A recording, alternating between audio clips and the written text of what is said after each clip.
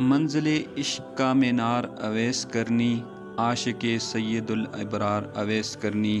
ظاہری آنکھوں کو دیدار محمد نہ ہوا، پھر بھی کرتے تھے پیار بہت اویس کرنی۔ دل کے آئینے میں حبیب حق کا، روز کر لیتے تھے دیدار اویس کرنی۔ السلام علیکم میرے پیارے دوستو، آج کی ویڈیو میں آپ کو حضرت اویس کرنی رحمہ اللہ کے بارے میں بتاؤں گا کہ حضرت اویس کرنی رحمہ اللہ کون تھے، اور حضرت علی رضی اللہ تعالی عنہ اور حضرت عمر رضی اللہ تعالی عنہ نے اویس کرنی رحمہ اللہ سے دعا کیوں کروائی، اور حضرت اویس کرنی کو جنت کے دروازے پر کیوں روکا جائے گا۔ حضرت اویس کرنی کا عشق رسول صلی اللہ علیہ وآلہ وسلم کے ساتھ کیسا تھا، یہ سارا واقعہ آپ کو اس ویڈیو میں بتائیں گے۔ یہاں سب سے پہلے یہ جان لیں کہ سیدنا ابو ہریرہ رضی اللہ تعالی عنہ سے روایت ہے کہ سرکار دو عالم صلی اللہ علیہ وآلہ وسلم نے ارشاد فرمایا، بے شک اللہ پاک اپنے بندوں میں سے انہیں سب سے زیادہ پسند فرماتا ہے جو مخلص، پرہیزگار اور گمنام ہوتے ہیں، جن کے چہرے گرد آلود، بھوک کی وجہ سے پیٹ کمر سے ملے ہوئے اور بال بکھرے ہوئے ہوں۔ اگر وہ امراء کے پاس جانا چاہیں تو انہیں اجازت نہ ملے، اور اگر کسی محفل میں موجود نہ ہوں تو کوئی ان کے متعلق سوال نہ کرے، اگر موجود ہوں تو کوئی ان کو اہمیت نہ دے، اور اگر وہ کسی سے ملاقات کریں تو لوگ ان کی ملاقات سے خوش نہ ہوں، اور اگر وہ بیمار ہو جائیں تو کوئی ان کی عیادت نہ کرے، اور جب مر جائیں تو لوگ ان کے جنازے میں شریک نہ ہوں۔ صحابہ کرام رضوان اللہ علیہم اجمعین نے عرض کیا، یا رسول اللہ صلی اللہ علیہ وآلہ وسلم، ایسے لوگوں سے ہماری ملاقات کیسے ہو سکتی ہے؟ آپ صلی اللہ علیہ وآلہ وسلم نے فرمایا، اویس کرنی انہی لوگوں میں سے ہیں۔ صحابہ کرام رضوان اللہ علیہم اجمعین نے عرض کیا، اویس کرنی رحمہ اللہ کون ہیں؟ آپ صلی اللہ علیہ وآلہ وسلم نے ارشاد فرمایا، اس کا قد درمیانہ، سینہ چوڑا، رنگ گندمی، داڑھی سینے تک پھیلی ہوئی، نگاہیں جھکی جھکی ہوئی، اپنے سیدھے ہاتھ کو الٹے ہاتھ پر رکھ کر قرآن پاک کی تلاوت کرتا ہے۔ زاروں کے تار رونے والے اس کے پاس دو چادریں ہیں، ایک بچھانے کے لیے، ایک اوڑھنے کے لیے۔ دنیا والوں میں گمنام ہے، آسمان والوں میں اس کا خوب چرچا ہے۔ اگر وہ کسی بات پر اللہ پاک کی قسم کھا لے تو اللہ پاک اس کی قسم کو ضرور پورا فرمائے گا۔ اس کے سیدھے کندھے کے نیچے سفید نشان ہے۔ کل بروز قیامت نیک لوگوں سے کہا جائے گا کہ آپ لوگ جنت میں داخل ہو جاؤ، لیکن حضرت اویس کرنی سے کہا جائے گا، تو ٹھہر جا اور لوگوں کی سفارش کر۔ چنانچہ وہ قبیلہ ربیع اور قبیلہ مضر کے لوگوں کی تعداد کے برابر سفارش کرے گا۔ حضرت اویس کرنی رحمہ اللہ کو خیر التابعین کا لقب نبی کریم صلی اللہ علیہ وآلہ وسلم کی زبان مبارکہ سے عطا ہوا۔ آپ بیت المقدس میں پیدا ہوئے اور بعد میں قرن یمن میں سکونت اختیار کی۔ آپ کے والد محترم آپ کی اوائل عمری میں وفات پا گئے تھے۔ یتیمی کی حالت میں آپ کی والدہ نے آپ کی پرورش اور دیکھ بھال میں کوئی کسر نہ چھوڑی۔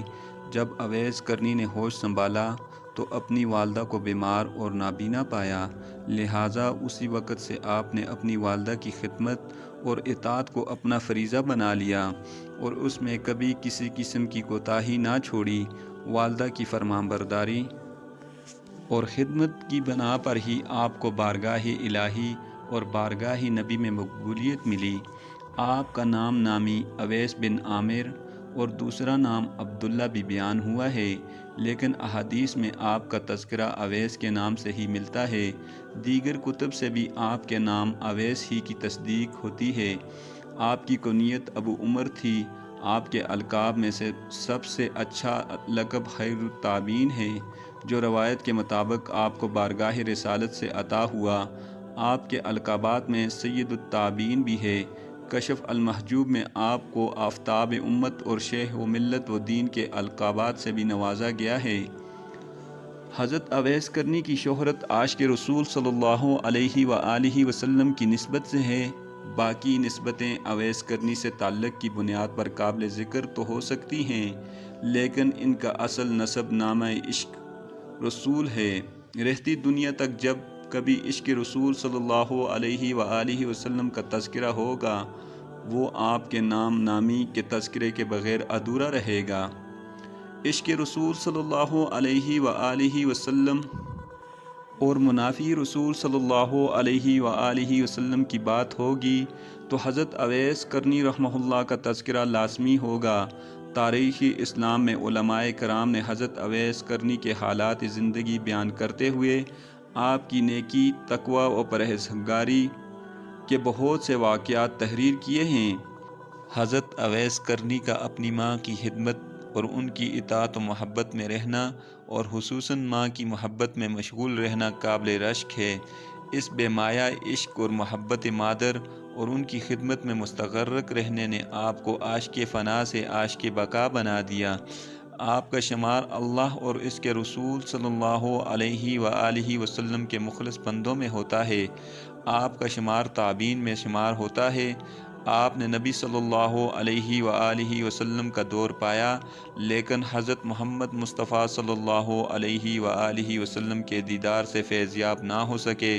اس کی وجہ یہ بیان کی جاتی ہے کہ وہ اپنی والدہ کی ضعیفی اور نابینا ہونے کی وجہ سے انہیں چھوڑ کر سفر نہیں کر سکتے تھے۔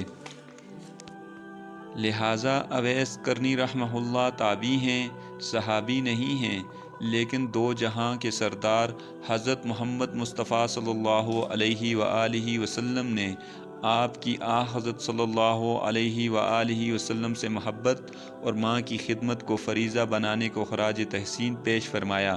حضرت اویس کرنی رحمہ اللہ کا ذکر کر کے رسول اکرم صلی اللہ علیہ وآلہ وسلم نے صحابہ کو حکم دیا کہ تم میں سے جو بھی اویس کرنی رحمہ اللہ سے ملے اس سے دعا کرائے۔ ایک روایت کے مطابق حضرت عمر فاروق رضی اللہ تعالی عنہ کو خاص طور پر یہ حکم دیا کہ اے عمر رضی اللہ تعالی عنہ، جب تم اویس کرنی سے ملو تو اس سے میرا سلام کہنا، اور کہنا کہ وہ تمہارے لیے دعائیں مغفرت کرے، کیونکہ وہ قبیلہ ربیع اور مضر کے برابر لوگوں کی شفاعت کرے گا۔ دوسری روایت میں امیر المؤمنین حضرت علی مرتضیٰ رضی اللہ تعالی عنہ اور حضرت عمر رضی اللہ تعالی عنہ دونوں کو حضرت اویس کرنی سے طلب دعا کا حکم دیا گیا، اور دونوں صاحبان نے حضرت اویس کرنی رحمہ اللہ سے اپنے لیے دعا کروائی۔ ایک روایت بیان کی جاتی ہے کہ روز قیامت کوئی حضرت اویس کرنی کو نہیں دیکھ سکے گا، کیونکہ حضرت اویس کرنی رحمہ اللہ نے دنیا میں اس لیے چھپ کر اللہ تعالیٰ کی عبادت کی کہ دنیا میں کوئی بندہ انہیں پہچان نہ لے۔ اللہ تعالیٰ کے 70,000 فرشتے اویس کرنی کی شکل میں داخل جنت فرمائیں گے تاکہ مخلوق انہیں دیکھ نہ پالے سوائے اس شخص کے جسے اللہ چاہے اسے آپ کی زیارت نصیب ہوگی۔ مستدرک میں ہے کہ حضرت اویس کرنی رحمہ اللہ وہ کھانا جو پیٹ کے اندر موجود ہوتا اور وہ لباس جو پہنے ہوئے ہوتے تھے، اس کے علاوہ کوئی بھی چیز اپنے پاس نہ رکھتے تھے، اور فرمایا کرتے تھے اے اللہ، میں تجھ سے بھوکے پیٹ اور ننگے بدن کی معذرت چاہتا ہوں۔ وہ لباس جو میرے بدن پر ہے اور وہ غذا جو میرے پیٹ میں ہے، اس کے علاوہ میرے پاس کچھ بھی نہیں ہے۔ ایک روایت میں ہے کہ جو کچھ حضرت اویس کرنی کے ہاں رات کو بچتا تو آپ رحمہ اللہ سب حیرات کر کے اللہ تعالیٰ کے حضور عرض کرتے، یا الہی، اگر کوئی بھوکا پیاسا مر گیا تو مجھ سے مواخذہ نہ کرنا۔ حضرت اویس کرنی رحمہ اللہ عشق مصطفیٰ صلی اللہ علیہ وآلہ وسلم سے اس قدر عشق تھا کہ لوگ آپ کو دیوانہ سمجھتے تھے۔ آپ جس عظیم مقام پر فائز تھے اسے دیکھ کر صحابہ کرام نے بھی رشک کیا۔ یہ اللہ تعالیٰ کا آپ رحمہ اللہ پر خصوصی فضل و کرم تھا کہ اس نے اپنے پیارے محبوب صلی اللہ علیہ وآلہ وسلم کی محبت و عشق کی دولت سے مالا مال کر دیا تھا۔ اس باطنی فیض کے نور سے آپ نے حقیقت محمدیہ کی معرفت حاصل کی جو ہر کوئی نہیں پا سکتا، اسے آپ نے مدینہ طیبہ سے دور کرن میں بیٹھ کر پا لیا۔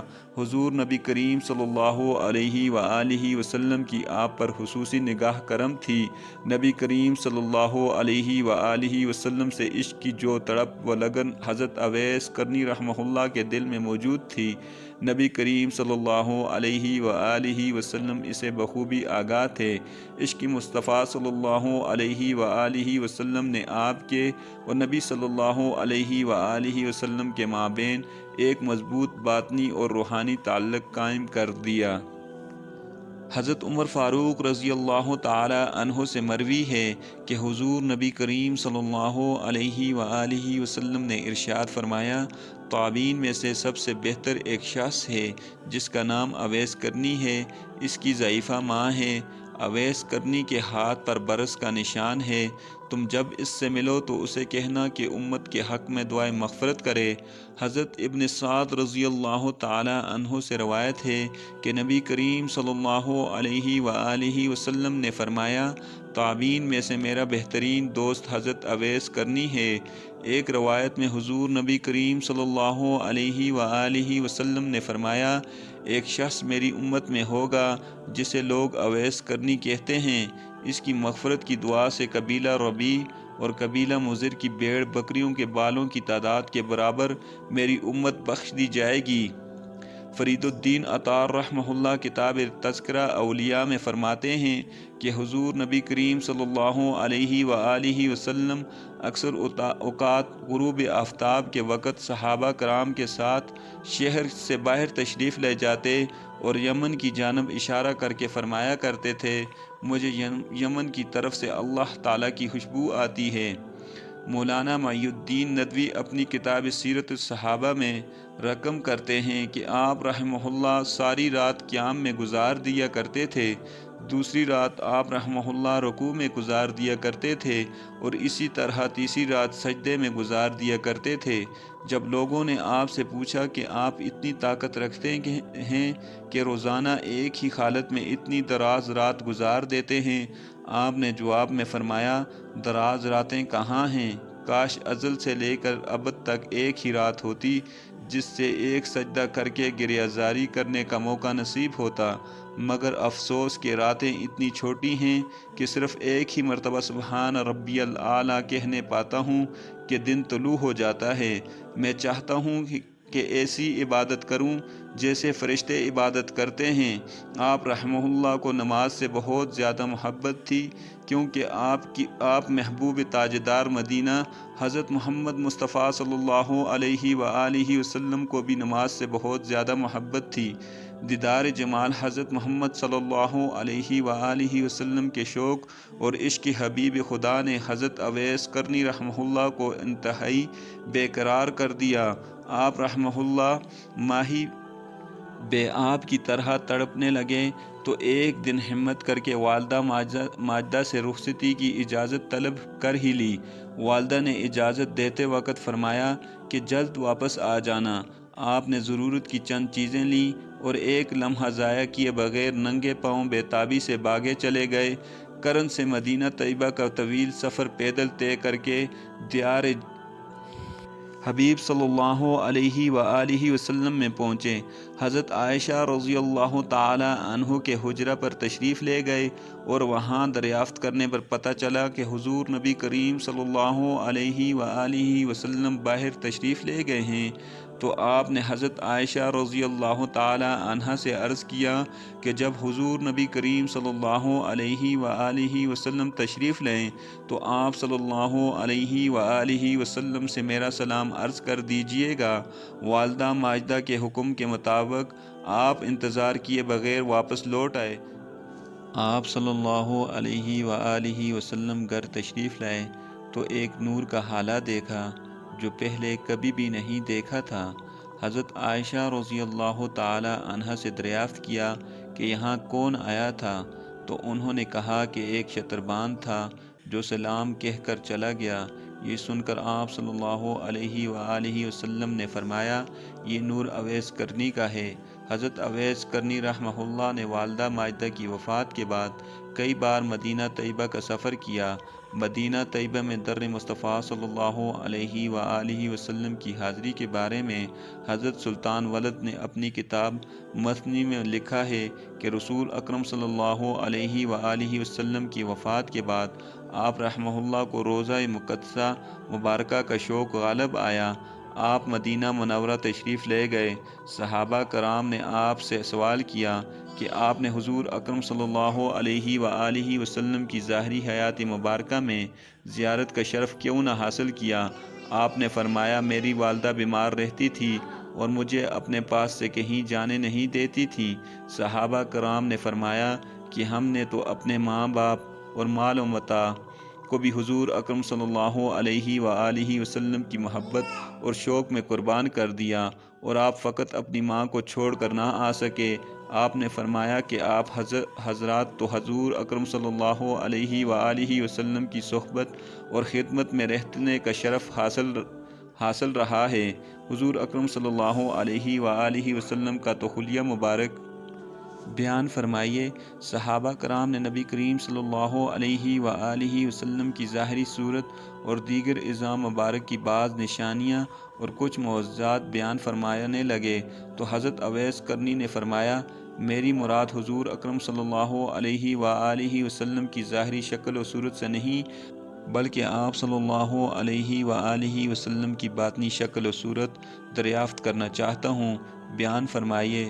صحابہ کرام نے فرمایا، ہمیں جس قدر معلوم تھا بیان کر دیا، اگر اس سے زیادہ آپ کو معلوم ہو تو بیان فرمائیں۔